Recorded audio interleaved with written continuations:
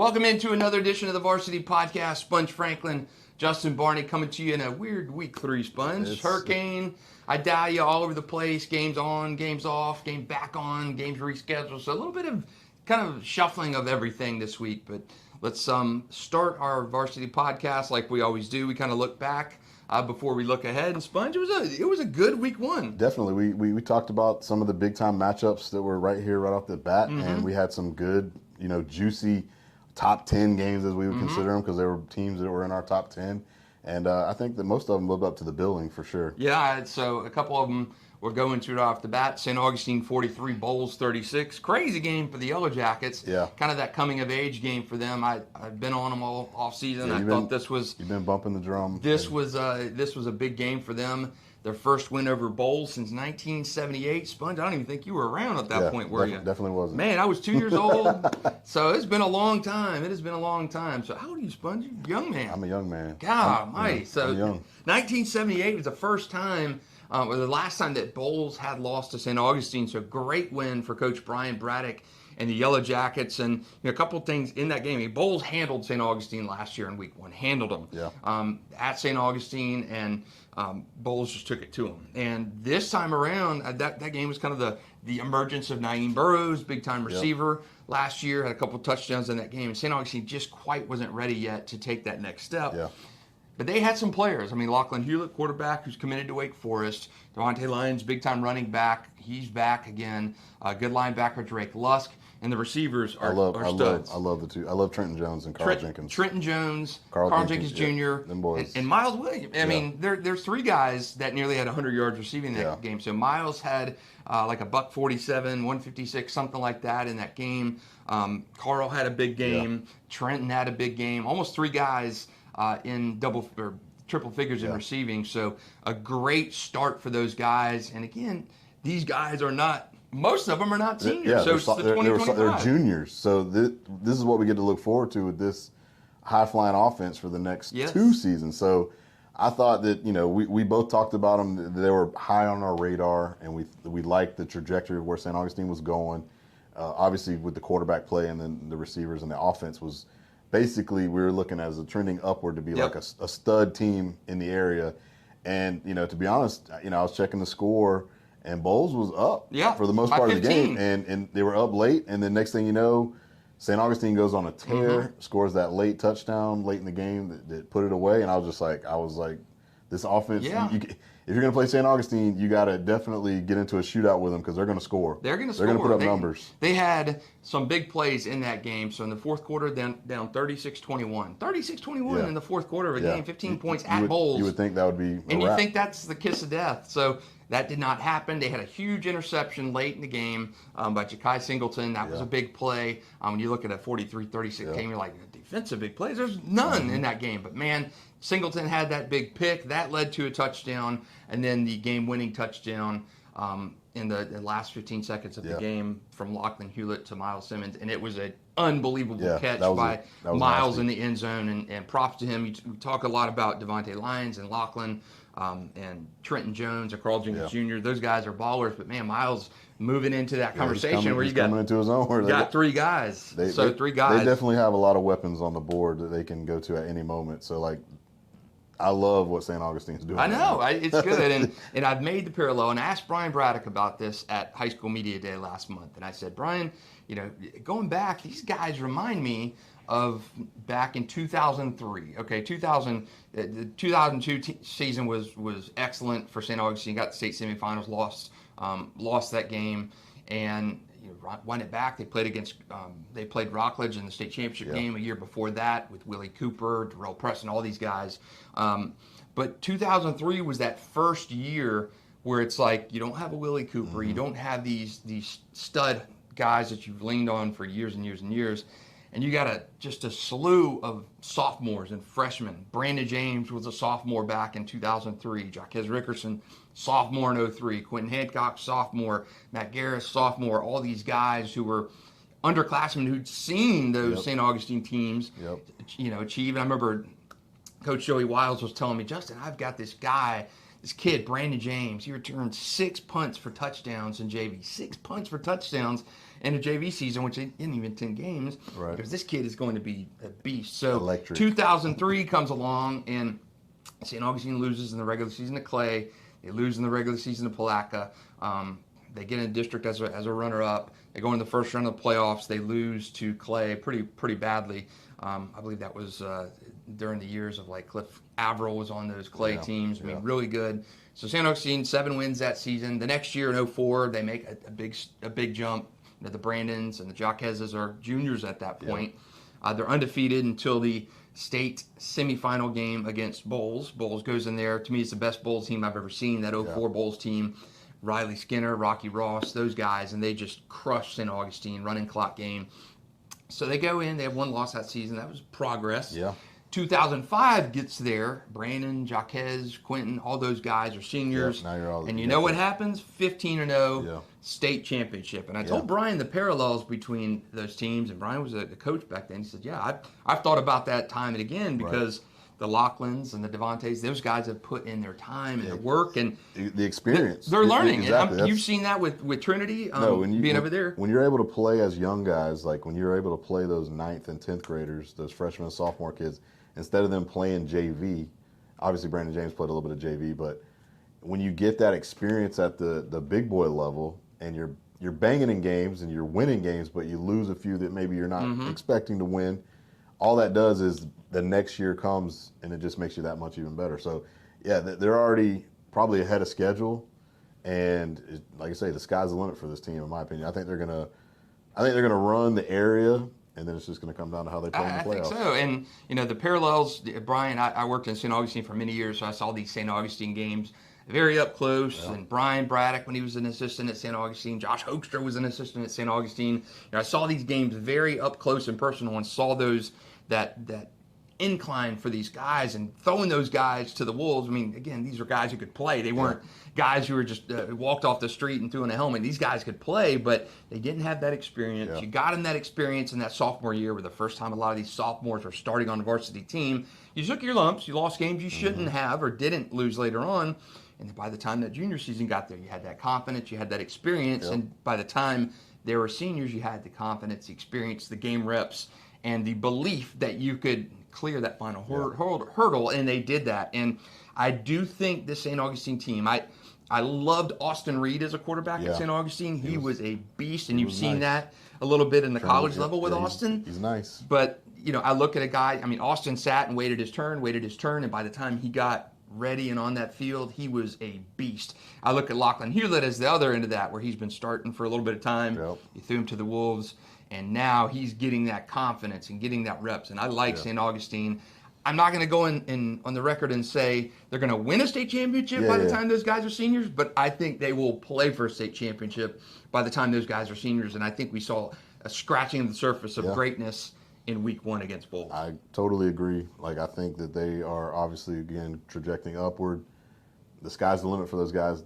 Obviously it's week 1, so let's not let's not count the chickens before they hatch. You know, that they got to play each week and, you know, get better and all that stuff. Week 1 to week 2 jump, but just, you know, play consistently. You got to play that good, like you played against Bowles. You got to repeat that each week. You can't go down. You can't go backwards. So, you know, just keep improving each week. And, you know, again, like I say, that I can't wait till they play the Bartram game. You know, I think that's going to be a big game in a couple weeks.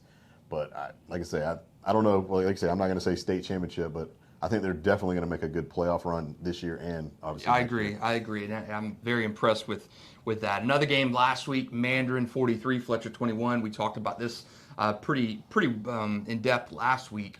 But I was at that game, very impressed by Mandarin. And when I say impressed, I'm not even really talking about Tramel Jones, Jamie French, those guys. They were good. But the running game of Mandarin was legit. I remember you talked about the running backs. Yeah, Weiss and Westcott. I like both of those guys. You like those guys. And you hit on that pretty early last week that you like the running backs. And Tiant Weiss had 3 touchdown runs last week. And Westcott had a touchdown run. Both those guys, you know, short yardage touchdown runs for the bulk of those. But, man, those guys were chewing up yards. And to me, the thing with Mandarin, we know what Tramel and Jamie – the receivers have. We know their defense is going to be just vicious in the back end of that defense, especially Drake Stubbs looked good last week. INT, baby. But I think if you're Toby Bullock and Mandarin and you can run the ball like you did last week, that is huge to be able to add. You got a 5-star on the outside you're throwing to. You got Trammell at quarterback, and then you've got 2 running backs who are just able to bash between the tackles. That showed me that, okay, Mandarin's a little bit more than just an on-paper team. Yeah, they punched Fletcher in the mouth. I know Fletcher, we talked about them, and C4 talked about, his team was, he had a lot of guys back. He had a lot of, guys who have played in that system with him for a good couple of years. And I know he was disappointed in the performance. They banged with him for a little while, and then that third and fourth quarter just got away from him. But they got hit in the mouth. Yeah. And when you can hit a team in the mouth, you just go, you do that. Yep. And you say, all right, I don't have to throw it to my 5-star receiver. We're just going to keep running the ball. But like you said, now that you can kind of infiltrate both of those, in your game plan, teams can't scheme you up to be like, all right, we got to worry about this receiver on the outside, and just double him and then take a guy out of the box, and then we're just going to gas you all game. So Mandarin, if they can get like that, they're going to be a tough team to and that showed me last week that I'm on the hype train, baby. You're on it. But yeah, it showed me last week that, man, if you can, credit you talking about the running backs early on in the season, but if you can run the ball like that all season, I don't think a team is going to beat you. And I say that because what they have with Trammell. I think Trammell's the best, one of the best players in the area, but quarterback wise, he's 1, 2, 3. Him, Colin, Lachlan Hewlett, and we've got a deep quarterback class this year. So I like Trammell. I've loved him since he's been a freshman. He throws the ball. He threw a ball to Jamie French last week down the sideline. That was just just a feather of a throw, and it was coming right at me, and it was just such a beautiful throw. Dime ball. That's what you got to go into these next 9 games within the regular season. And I really like, man, they show me something. They beat Fletcher 27-20 last year, and you come out and you pull away this year 43-21. Credit to Fletcher. That was not as lopsided as that game score showed. Fletcher was in that game until the fourth quarter, but did like Fletcher, did like Marcellus Tate. I think he's a very good quarterback. Yeah, I think Fletcher. They just got beat by a better team. So I think Fletcher needs to regroup and get back in the lab and just say, all right, scrap that. We're 0-1. Let's just go from here on out. But Mandarin definitely showed me something. So definitely those 2 teams, St Augustine and Mandarin, look like they're going to be the cream of the area for sure. That's true. So that's 2 of our games last week. Sponge, throw me your 2. I went over and checked out the TC boys against Ed White. I wasn't impressed in that first half. It was a sloppy game. Colin wasn't playing great. Gus wasn't dialing it up. I know we were trying to run the ball. It just seemed like they couldn't get anything going early. Turnovers, and it just was kind of sloppily played. And then they turned it up in the second half. Colin hit some big pass plays. Dude, Kyle and Miles are going to be problems out there. Gus could throw it every time to them, but you got to wrinkle in Darnell. What's crazy was I'm sitting there, I'm like, man, we cannot run the ball tonight. And next thing you know, Darnell had 181 yards rushing. Which is crazy. I don't even know where he got all these yards at, but they're hidden yardage. He had them, but they got a pick 6 late in the game and kind of flexed their muscle on the score. Ed White's really young on offense. I think defensively they're pretty good, but Ed White still, like I say, offensively they got to get those younger guys working in because all those guys are new. They lost their backs, but Trinity for a week 1 performance, score wise looked good, but definitely didn't look the part of being a complete well-oiled machine week 1. Yeah, it looked like a 12-2 game in the third quarter. It was like 6-2 at the half, and then 12-2, and then finally, they say they broke a couple. They hit a couple long pass plays. Darnell started running the ball. They got the pick 6, and then ended up looking like the score was out of hand or whatever. But they definitely got to clean up some stuff on all facets, offensively, defensively, everywhere. They don't have a very good kicker, so so extra points are kind of hit or miss this year. So field goals are not really in the mix either. So they got some work to do, and especially with the opponent they got this week too. So, but I still think they're one of the best teams in the city. Yeah, they're one of the best teams in the area just because of the playmakers they have on offense. Yeah, of course. Miles Burris and Kyle Boylston are just monsters, and Kyle's a 2-way guy going to FAU. Miles is legit. Trinity seems like they always have one receiver who's just a monster. Yeah. And goes back Isaiah Ford, and I mean, you've had some guys for Trinity who could get it done on the outside, but having two of them is very nice. All right, fourth game for you, Sponge, from last week. It was Reigns and UC. Yeah, man. Reigns UC. We were kind of like coin flip on this game, who's going to show up, who's not. I totally blacked out and forgot that Reigns still had Mark Miller. Yeah. So man, I'm like, who's going to run the ball for Reigns? Oh yeah, my bad, Mark Miller. I thought he graduated, but no, he was something. He was toting the mail, man. He was beasting out there. And if you could do that every week, who cares about throwing the ball? Yeah, he looked good, and I'm like you. I'm like, Mark Miller's still there, man. He's getting it done. He got it done last week against UC. I was at that game as well, and he was just dragging UC defenders, pulling them along, and running over them. And a tough guy to bring down. So Mark Miller got it done, 27-12. Reigns over UC in a battle of Super 10 teams. And I think UC will be fine. Yeah. Orel Gray I saw him on the sidelines there. Of course, he was our player of the year last year, offensive player of the year. He's now at FAMU. And you got to find who's going to be, not necessarily your Orel Gray, but the guy who's going to be able to replace intimidate people like Orel did. So, Genoa and Dwayne, I think will be good. Genoa Alford, big-time receiver. Dwayne Stuckey. Boogie Woods had a rushing touchdown for UC. So, I think UC will be fine. Again, you're playing Reigns week 1. I mean, that's a tough assignment out the gate. Yeah, for sure. no qualms about UC losing that game because again, you're playing a heavyweight team. David Penland III.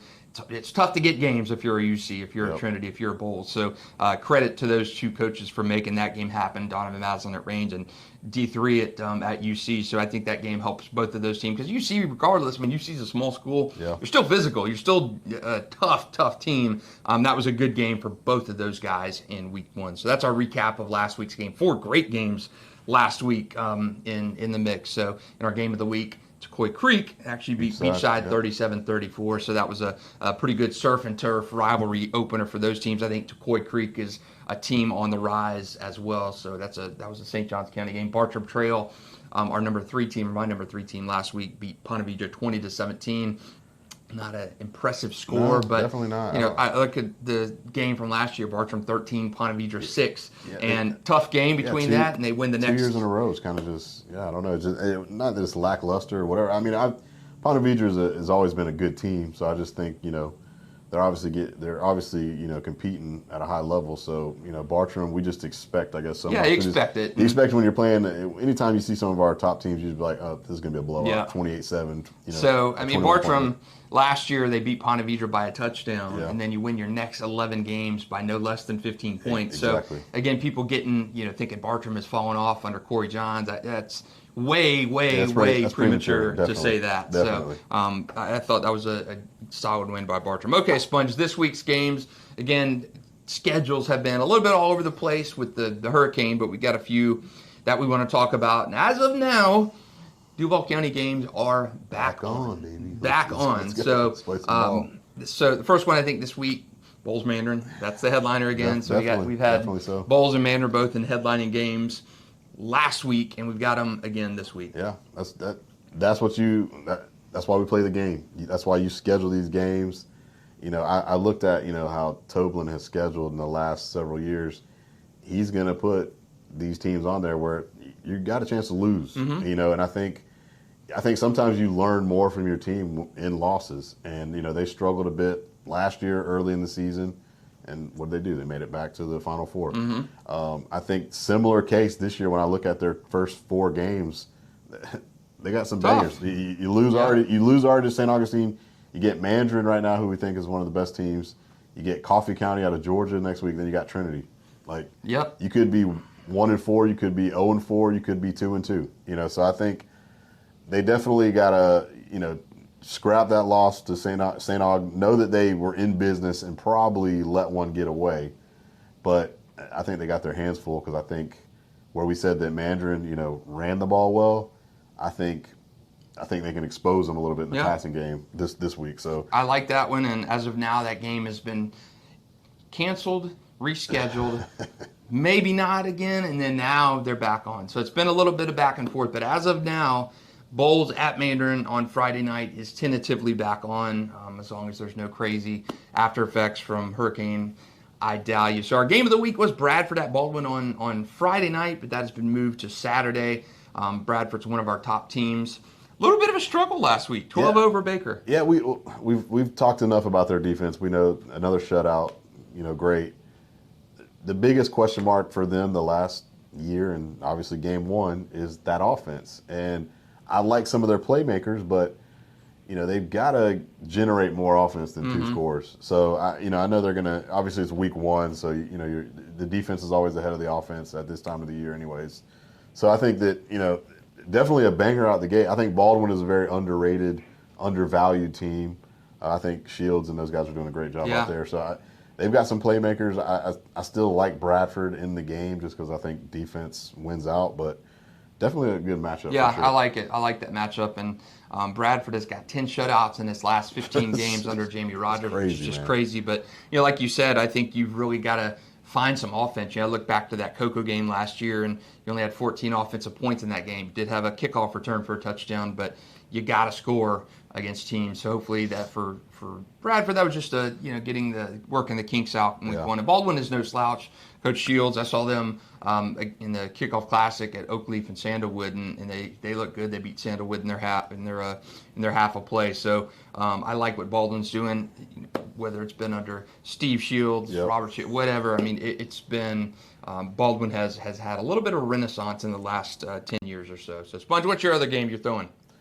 We got to throw the two teams that won a game last week. The Reebok Trojans. Yeah, how about that? My boy Ram got a big win against Sandalwood, and then Atlantic Coast. My boy Sasser got his first win as a coach in high school against Terry Parker. It was an ugly game, but hey, they got it done. Yes. Both teams, ugly wins, but hey, a win is a win. Yep. A win is a win. So Step Duran came over from Wolfson to his alma mater, Atlantic Coast. Yeah, Step. I don't know why I said Sasser, my boy Sasser. Came over from Wolfson to Atlantic Coast at Step's alma mater. Step's a heck of a player back in high school. He was a Super 11 guy for me at the Times Union, and went up to Georgia Tech, had a good career. And they hit a little bit of a rough spot at Atlantic Coast. So changed last year. Mike Montemayor stepped down, and he's now an assistant, I believe, at Mandarin. But Step came in and inherited that program, was riding a 10-game losing streak until last week, and a win is a win. So big one for Atlantic Coast, and also a big one for Reebok. So Aaron Pinckney at Reebok getting it done. I saw him at the kickoff classic, or the spring game back in the spring at Parker, and talked to him for a little bit, and he was really excited about the season. A guy like Ram Pinckney and Step Durham, it's really easy to get behind those guys because Ram was a middle school coach, a youth football coach in that area, knew the kids well. He was vested in that program, Reebok, and it's good to see those guys do that. And again, Step Durham is a guy that kids can relate to. He's got a really good story for those kids to look at and say, hey, yeah, I want to play for a coach like that. So really good to see those two coaches get off on the winning foot. Those guys will play Friday. And last one for you, Sponge. We got Sandalwood and Ed White, baby. Sandalwood, Ed White. We've talked about Sandalwood and Coach Geis and those guys the last couple years on the pod, and just how there's always expectations for Sandalwood.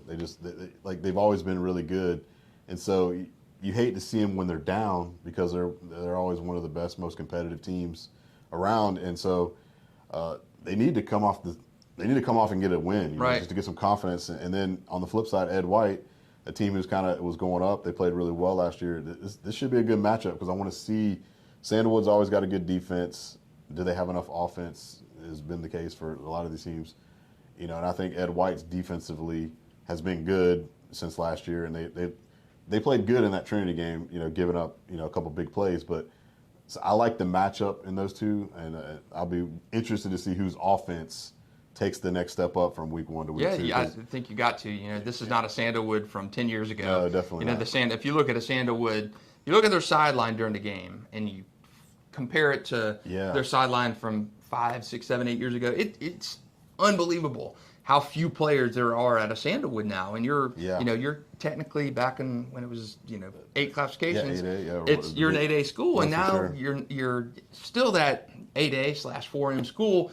And you don't have the bodies. You just don't have the Marcus and all those guys. You just don't have those guys anymore at Sandalwood. It doesn't look like that anymore. So it is not like the Sandalwoods of old. So you got to still see what you can hang your hat on if you're Sandalwood. And usually it's been defense for Coach Adam Geis and the Saints. So before we finish up, we'll talk our Super 10 teams, and I will lead things off, Sponge.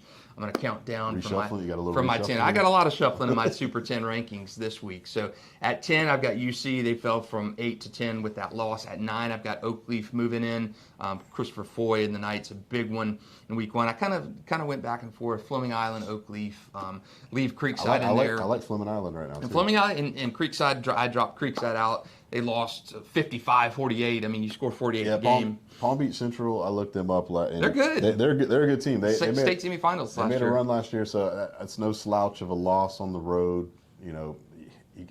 What about we got to play some defense though, man. Got to play some defense. Got to, and that was I think the Achilles heel for Creekside coming into this year. You graduated a ton of guys on defense. So Creekside's loss, is that a bad loss? Absolutely not. You lose by a touchdown to a state semifinalist from last year. Not a bad loss. Just shows Sean McIntyre in the bunch. They got to play a little tighter defense. So Creekside falls out this week for me. I've got UC 10, Oakleaf 9. I've got Bowles at 8. Bowles fell after the loss. I got Bishop Kenny at 7. Big win for James Reesern. Crusaders last week, 38-20 over First Coast. I have Rains at 6. Nice when they move up a spot. I have Mandarin. I have Bradford at 5. That was my big shuffle of the week, going from 2 to 5. You win, yeah, but you've had, I thought 3 teams in front of them had a little bit better performances. Bradford at 5, Mandarin at 4. They move up a couple spots. I was very impressed with them. I got St Aug at 3. Bartram at 2, and Trinity Christian at 1. All right. We did some reshuffling, so good. I'll go from 1 to 10. Okay. I kept TC at 1, even though they didn't play as well as I thought they should have. I bumped the Mandarin boys up to number 2, baby. Okay. I'm on the hype train. He's buying it. I'm buying stock in the Mandarin Mustangs, so don't let me down, guys. I got the St. Augustine boys at 3. All right. So I moved them all the way up, too, because I just feel like they played better than Bartram. I got Bartram at 4. I've got Bradford. I dropped them down to 5 just because I think, again, we talked about it last week. If Mandarin, Bartram, and Trinity and these teams were all going to play Bradford this week, who would you pick? I'd pick Mandarin to beat them. I agree. But even though I think Bradford's still a good team, I got them at 5.